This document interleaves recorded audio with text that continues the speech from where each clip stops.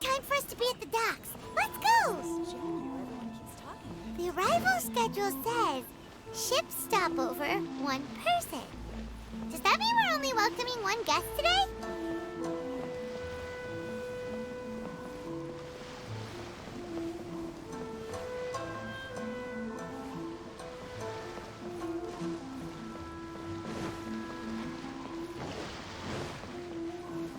Look! That figure on the wharf! It looks like Kazuha!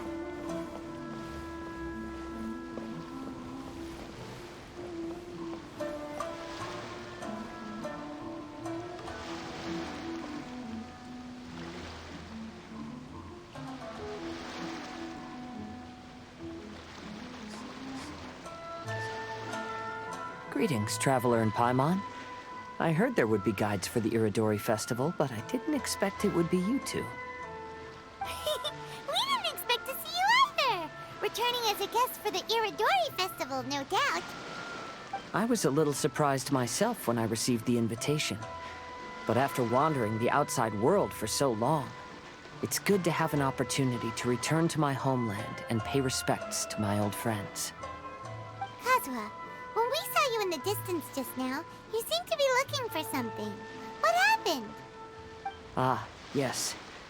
You see, when I came off the boat with everyone just now, I suddenly heard light footsteps around me. I could tell they were not footsteps of a regular passenger. But by the time I turned around, the person had already disappeared.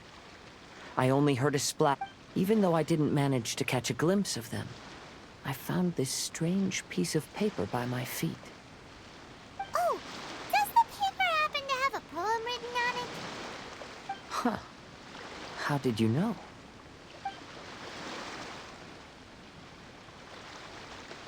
Fascinating. It's almost hard to believe such things could happen. Sure, here it is. Please, have a look.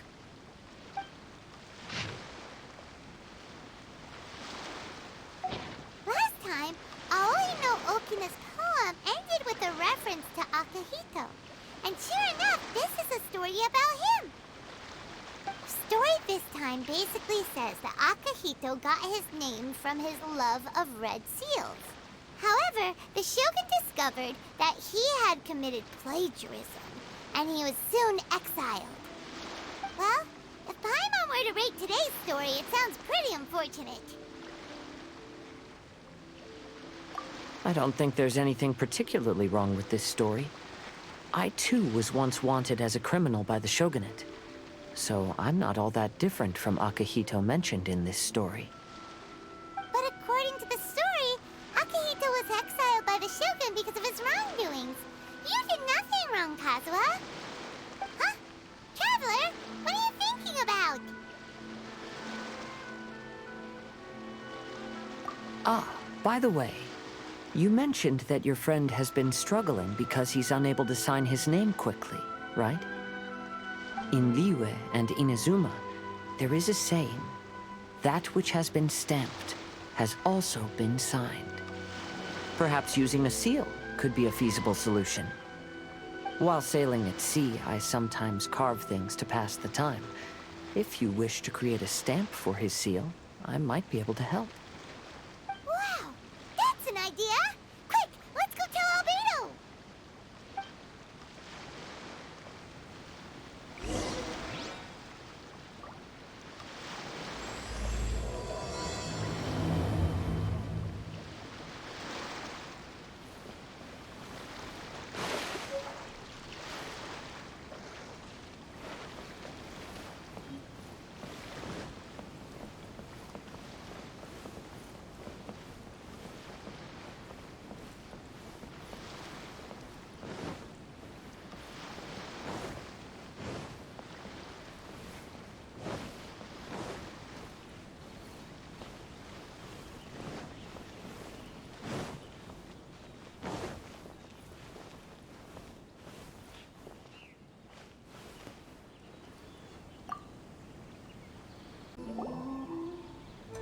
Albedo, we figured out a way to help Shincho!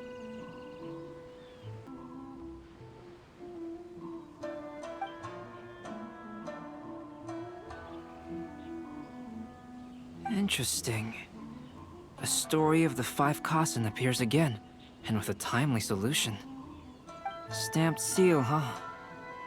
Let me think. Indeed, it is an efficient solution. If we use a stamp, then Xingqiu won't have to struggle with his handwriting anymore. However, since Xingqiu's signature has been previously revealed to the readers, it would seem insincere if he only used the stamped seal for his new books. But I have another idea. Using a seal is a part of it, of course. Let's go to Ouya restaurant now to discuss my idea with everyone. Welcome home, almighty children.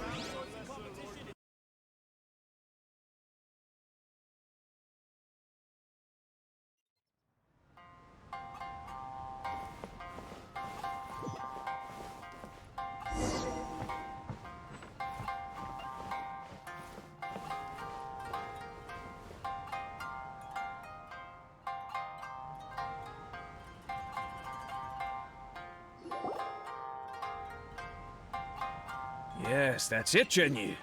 Your writing has greatly improved today, which means yesterday's intensive training was effective. My apologies, but I simply can't do it anymore. My hands are so sore that I can't even move them anymore. I should have known better than to read novels during calligraphy class. You just had a 10-minute break. Come on, you can do this. When it comes to pushing a deadline, there's no one more brutal than Mr. Hirayama. No wonder Lady Yai would always send the editorial director to handle troublesome authors. Whoa, this is getting scary. It hasn't even been that long and Shicho's already zombified. Mr. Hirayama, we found a solution that might just solve our dilemma. In both Liyue and Inazuma, seals are widely used as the equivalents of a signature. If we use a stamp to leave the author's seal on the books, then we could make the signature process a lot easier. Of course, a seal on its own is not enough. So, I propose that each signature consists of 2 parts. First, we'll use a personalized seal. We can simply carve one using Chenyu's signature as the design. In addition, I'll also design a simple but elegant pattern that's easy for Chenyu to write. That way, he will only need to draw a simple pattern on each book. Let me think. All right, I think that would work. Not only does it still involve the author's own handwriting, but the result should be very beautiful as well. So, what you mean to say is, I've been saved from this predicament? Mr. Hirayama, it suddenly occurred to me that the reason we gave up on live book signings previously was because it would take too long for the author to sign each book. But if we adopted Calx's proposed method, we might have enough time to do signatures at the live event.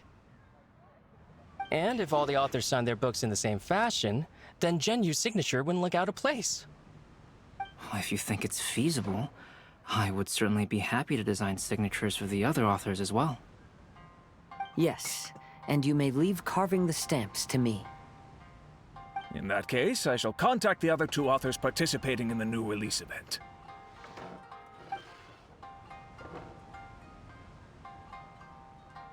It is a great honor to use a signature designed by Calx. My pen name is quite complicated and isn't suitable for signing events. However, if we implement this new format, then it'll be a dream come true for me as well. Great! Looks like everyone's on board with the idea. I'm sorry to have kept you busy for so long, Jinyu. Please, take the next few days to have a good rest. We'll handle everything from here. The books that Jinyu already signed can be used as special prizes in future events held by the Eye Publishing House. We did it! The event is saved! Thanks to everyone's efforts, Onodera and I are finally free of that mess. That's right! You're finally free, Xingqiu! Maybe you should step outside for some fresh air.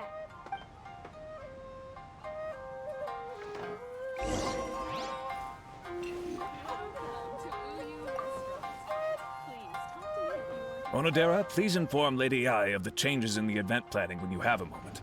She will surely like to hear about our new idea. You're a quick thinker, Onodera.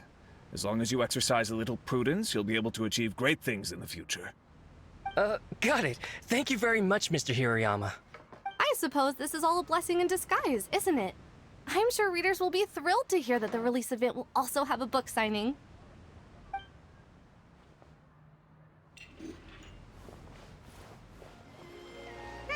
We still have some time to burn. Where should we go next?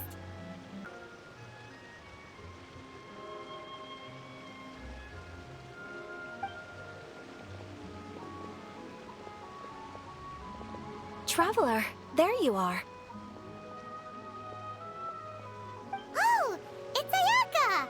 And Venti! That's an interesting combo. I was just going to the festival venue to prepare the Ikebana lesson when I found a strange piece of paper on a flower stand. This bard just happened to be close by at the time. He informed me that you've also found similar papers recently. As such, we came together to find you two. But the paper she found isn't quite the same as the ones we found before. Here's the paper. Please, have a look.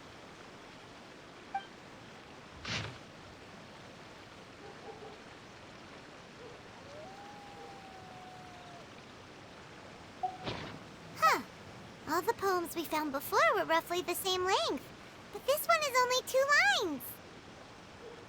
And even though there are only 2 short sentences, neither of them are next to the title or centered on the page. The position of the writing seems to indicate that there is other content written on this paper besides these 2 lines. If we take the poem literally, it reads, "Dip this paper in water and see the truth naturally appear." Speaking of which, I have an ancient text at home, specializing in ancient and exotic stories. It mentions a special ink that will show itself when wet and disappear when it's dry. So, shall we give it a whirl? It just so happens that there's a pond nearby.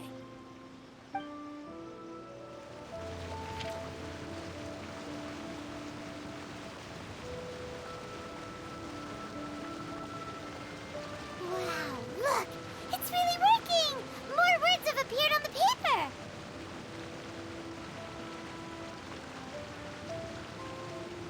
Let Paimon see what it says.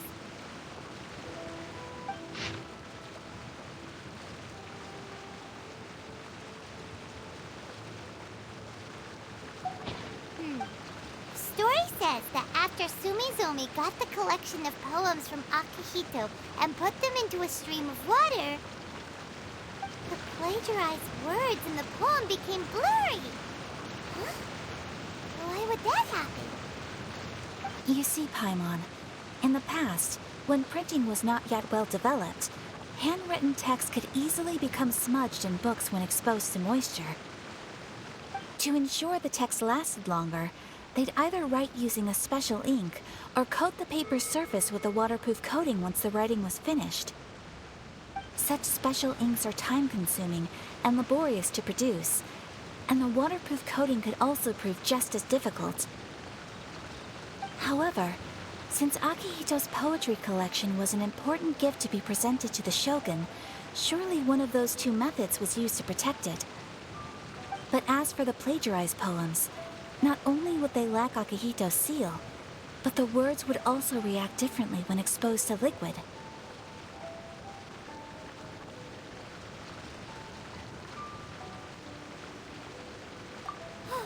Which means Akihito didn't plagiarize his work.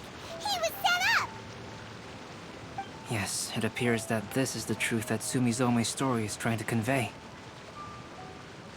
Although the story is saddening, I've decided on the subjects to use for Akihito and Sumizome's portraits. Kazuha, Ayaka, would you be willing to be the models for my paintings? I would be delighted. Yes, as would I. There you go! The next 2 portraits should be ready in no time! Yes. And now that all 4 stories have all been collected, the story of the 5 Kasen is now fully completed.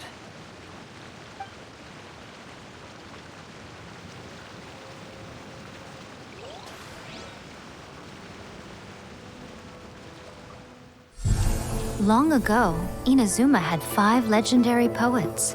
People bestowed upon them the title of the 5 Kasen. One year, the poet Suiko made his way to Tenshukaku and presented the Kasen's work for the shogun's perusal. But a page from the works of Aoi no Okina had been torn out, and Suiko was questioned regarding the matter. Suiko pleaded guilty. He admitted to drinking at the tavern the night before, and vaguely recalled a mysterious figure approaching while he was intoxicated. That figure was none other than Aoi no Okina himself. This turn of events had begun with an unnamed individual, under whose coercion, Aoi no Okina was forced to take drastic measures to retrieve a page of poetry. He knew nothing of this individual's true intentions. All he knew was that the poem had to do with an old acquaintance, Akahito. Akahito had once belonged to the 5 Kasen. Each poem he composed, he marked with a scarlet red seal, hence the Aka in his name. Such a distinguished writer was he, and yet one of the poems he had submitted the previous year was found to be plagiarized. Akahito was exiled for his crimes, and only 4 of the 5 Kasen remained. Sumizome went over Akihito's poems and noticed that the plagiarized poem lacked his seal. She immersed his poetry in a stream nearby, and only on the plagiarized poem did the ink run. Aoi no Okina passed by and witnessed Sumizome's doing, which he then recorded in a poem. Thus transpired the events of Suiko's poetry submission, and this is where the story comes to an end.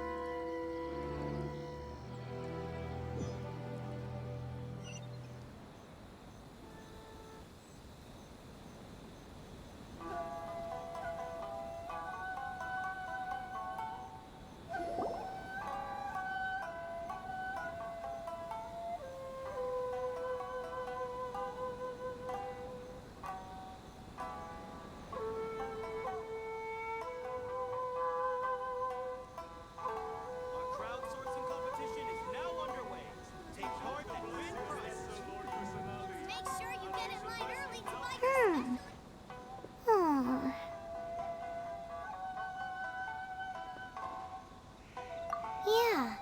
Ever since we completed the story of the 5 Kasen, there's still one thing Paimon hasn't been able to figure out. One of the 5 Kasen is called Kuranushi, right? It's just that, how could the story of the 5 Kasen finish without him appearing at all? Oh, have you really not noticed? Huh? Not noticed what? This is no time to be playing games, Tone Deaf Bard! What he means is that the story of Kuranushi was already embedded within the 4 poems. Huh?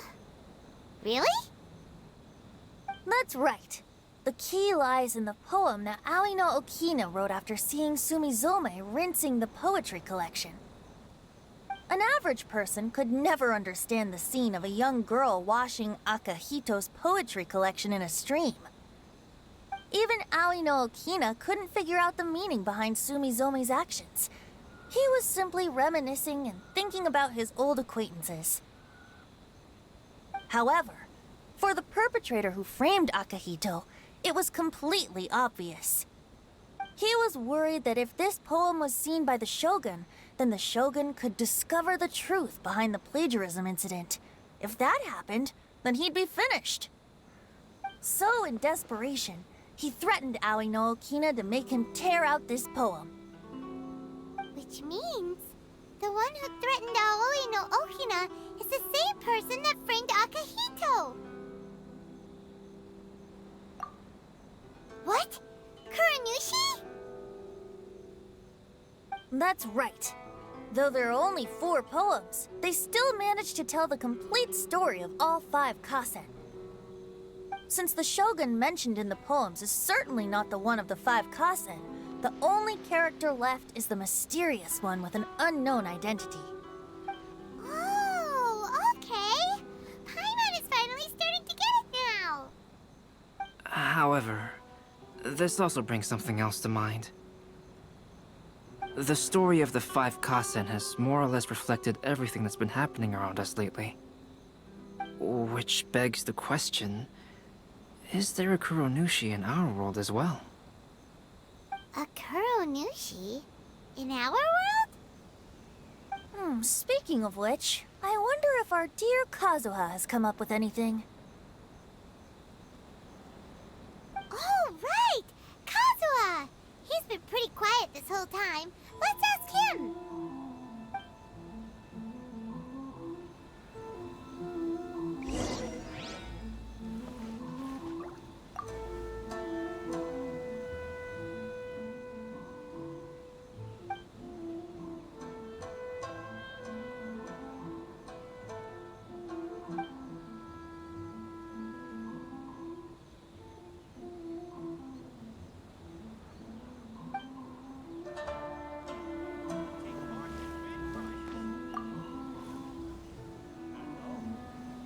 Hey, Kazuha! Are you okay?